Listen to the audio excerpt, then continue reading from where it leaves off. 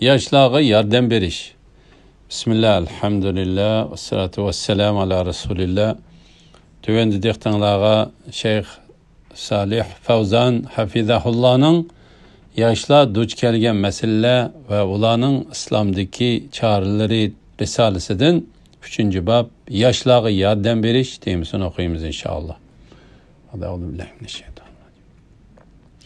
Yaşlığa yardım beriş. İslam yaşlarını yetiştirishga favqulodda ahamiyat berdi. Chunki bugunning yoshlari atining cho'nglari va yo'lboshchilaridir. Ularmu ota-bobolarga varislik qilib, kelgusida ota-bobolarininkiga o'xshash rolni joriy qildirish kerak. Tuvandikilar yoshlarga yordam berishdagi islomiy ko'rsatmalardan ba'zilaridir. Birinchi, taqvodor ayolni tanlash. Farzand ayol orqali dunyoga keladigan bo'lg'achqa, payg'ambarimiz sallallohu alayhi va sallam bizni taqvodor ayollarni tanlashga buyurib, shundoq degan. Tarjimasi: dindor ayolni og'in, qo'ling to'pig'i milansin, ya'ni ishlaring ro'noq topsin. Imom Buxoriy va Imom Muslim to'plagan. Darvaqa taqvodor ayol farzandlarini yaxshi tarbiyalaydi va ularga qarta o'tashga tegishlik majburiyatini go'zal ravishda ado qiladi. Ikkinchi, dadining farzandi uchun yaxshi ism tanlashi. Farzandlik bo'lgan er kishining ado qilishga tegishlik tunji mas'uliyatlaridan biri farzandga yaxshi ism qo'yishdir. Yaxshi ism ma'nisi go'zal, sharaflik ismlarni ko'rsatadi. Rasululloh sallallohu alayhi vasallam bizni yangi tug'ilgan boboqqa yaxshi ism qo'yishga va nabob ma'nilari bor ismlarni qo'ymaslikka undigan.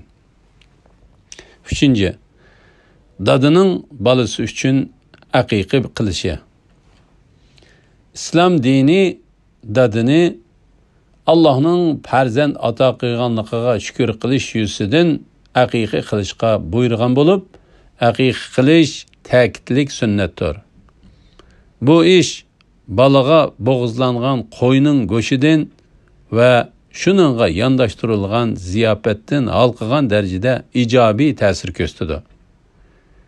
Shu vajdan islom farzand tug'ilgan eng dastlabki chaqlardan tortibla onunğa tolumu yaxshi ta'sir ko'rsatadi. To'rtinchi, farzand tarbiyasining muhimligi. Balaga aql kirib, oq-qorni farqlantiradigan yoshga kelganda uni diniy jihatda tarbiyalash kerak.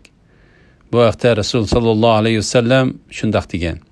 Tarjimasi: Ballalaringlar 7 yoshga kirganda ularni namozga buyuringlar. Agar 10 yoshga kirgandimi namoz o'qig'ili unamasa uringlar va ularning yotadigan o'rnini ayirib etinglar. Sunan Abu Davud 495-hadis sahih. Bu islomning yoshlarga to'lim ahamiyat beradiganligini va ularga o'z yoshiga mos keladigan ravishda tarbiya qiladiganligini ko'rsatadi.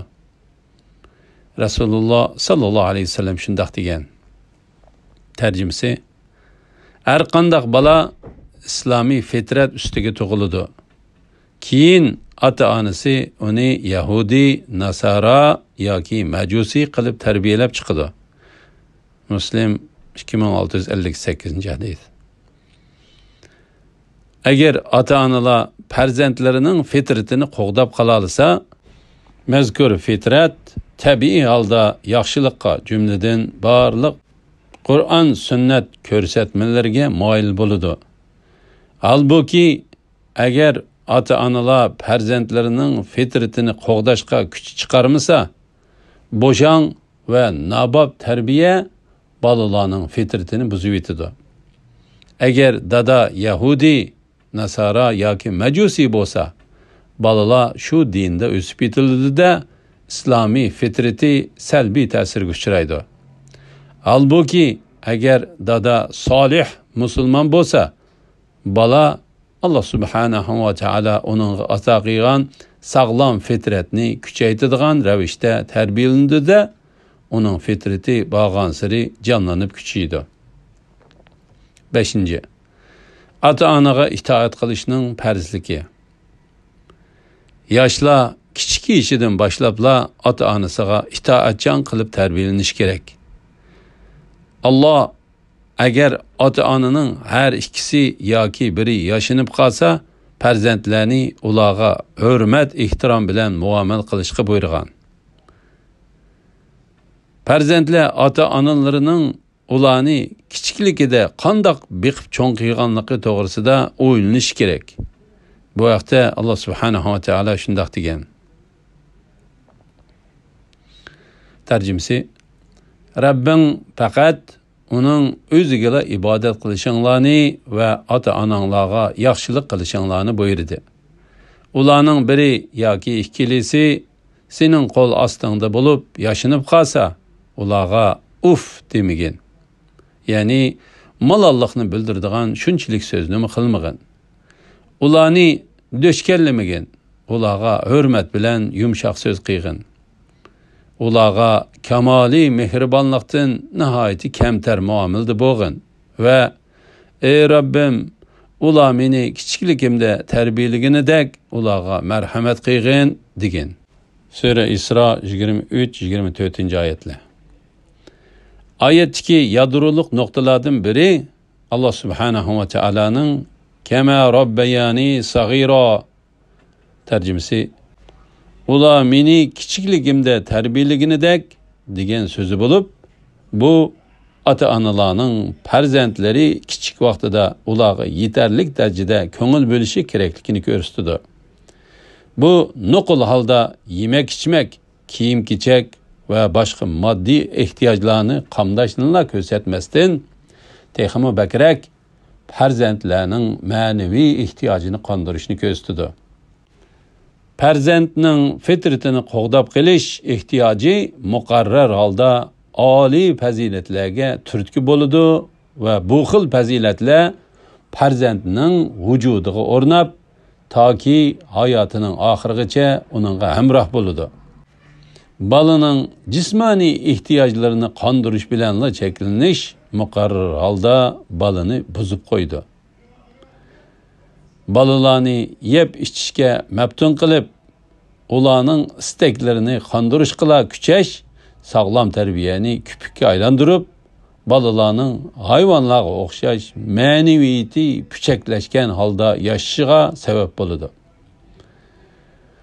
Farzandlarni hashamatlik va isrofchilikdan xoli holda islomiy oziqlantirish ota-onalarning majburiyatidir.